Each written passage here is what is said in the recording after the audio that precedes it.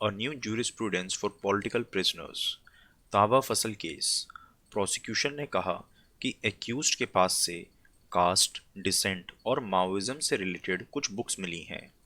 Accused ने अपने आप को डिफेंड किया और कहा कि उसे उसकी विचारधारा की वजह से परेशान किया जा रहा है।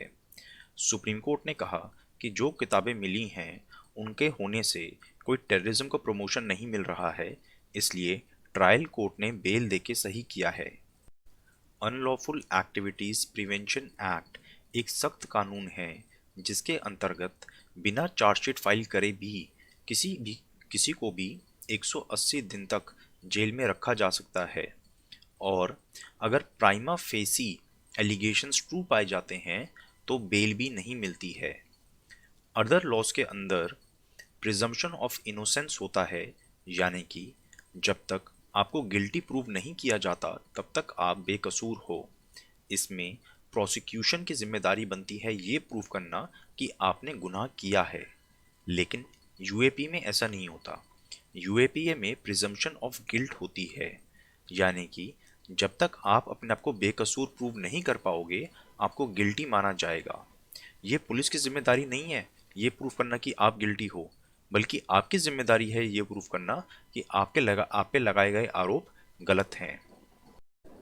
2019 के एक केस में सुप्रीम कोर्ट ने कहा था कि कोर्ट्स को सिर्फ एलिगेशंस देखनी चाहिए कि वो कितनी सीरियस हैं, और एविडेंस देखने की कोई ज़रूरत नहीं है, और इसी आधार पे बहुत लोगों की बेल्स रिजेक्ट करी गई थी, जबकि जो सबूत दिया गया था वो काफ़ी कमज़ोर था। तावा फसल केस में सुप्रीम कोर्ट ने कहा कि एविडेंस को भी देखना ज़रूरी है।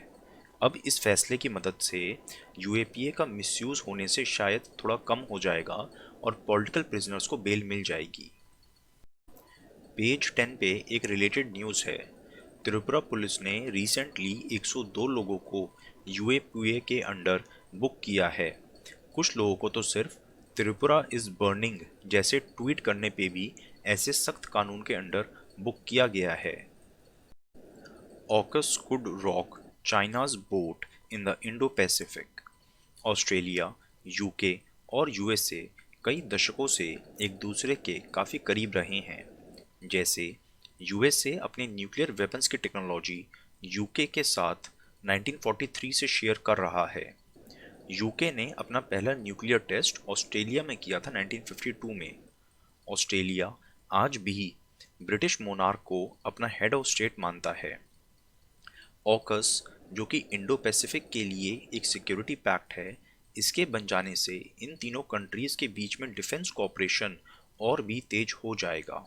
लेकिन ऑकस में डिफेंस कोऑपरेशन के बजाय और चीज़ें भी हैं, जैसे साइबर सिक्योरिटी में cooperation, artificial intelligence, quantum computing और अंडर सी कैपेबिलिटीज़ में डेवलपमेंट। इन एक्स्ट्रा चीज़ों की वजह से बाकी कंट्रीज़ जैसे न्यूजीलैंड को भी ऑकस के साथ काम करने का मौका मिलेगा। इस तरह कई कंट्रीज़ को इन्वॉल्व करके ये ग्रुप चाइना के बीआरआई को अपोज कर पाएगा अपने बाकी इनिशिएटिव्स के थ्रू, जैसे blue dot network, build back better world and clean network. AUKUS के बन जाने से पैसिफिक रीजन को काफ़ी फ़ायदा होगा, जैसे जापान, ताइवान और आसियान कंट्रीज़ अपने आप को और ज़्यादा सिक्योर महसूस कर सकती हैं, और चाइना की बढ़ती न्यूक्लियर सबमरीन्स जिनसे पैसिफिक और इंडियन ओशियन दोनों को ही खतरा है, उनको भी काउंटर करने का एक तरीका मिलेगा। ऑकस से यूएसए को भी बहुत बेनिफिट होगा, क्योंकि चाइना की स्ट्रॉन्ग होती नेवी की वजह से वो यूएस की पैसिफिक में डोमिनेंस को चैलेंज कर पा रहा है। अब यूएसए न्यूक्लियर सबमरीन टेक्नोलॉजी को ऑस्ट्रेलिया के साथ शेयर करके एक प्रॉक्सी सबमरीन गेम के थ्रू चाइना के इस बढ़ती स्ट्रॉन्ग नेवी को काउंटर कर पाएगा। क्वाड और ऑकस डिफरेंट हैं। क्वाड में अभी इतना मिलिट्री कैपेबिलिटी नहीं है कि वो चाइना को काउंटर कर पाए, और वैसे भी क्वाड का फोकस इंडियन ओशियन और पैसिफिक ओशियन दोनों हैं, लेकिन ऑकस स्पेसिफिकली पैसिफिक ओशियन पे ही अपना फोकस रखता है। Strengthening vaccine trust. इंडिया में लोगों का कोविड वैक्सीन पे काफ़ी भरोसा है, और इसी की मदद से अभी तक 78% एडल्ट को फर्स्ट डोज और 36% एडल्ट को सेकेंड डोज मिल चुकी है। और हम इसमें क्या कर सकते हैं? हर देश में कुछ लोग तो हमेशा सभी वैक्सीन से खिलाफ होते हैं, उनको समझाना बेकार है। लेकिन कुछ लोग फेंसिटर्स होते हैं, उनको जैसा समझाया जाए वो समझ जाते हैं। तो हमें चार चीज़ों का यूज़ करना चाहिए फेंसिटर्स को समझाने के लिए कि वैक्सीन लगवाना क्यों ज़रूरी है। सबसे पहले मैसेज मैसेज दो कि वैक्सीन एक नॉर्मल चीज़ है।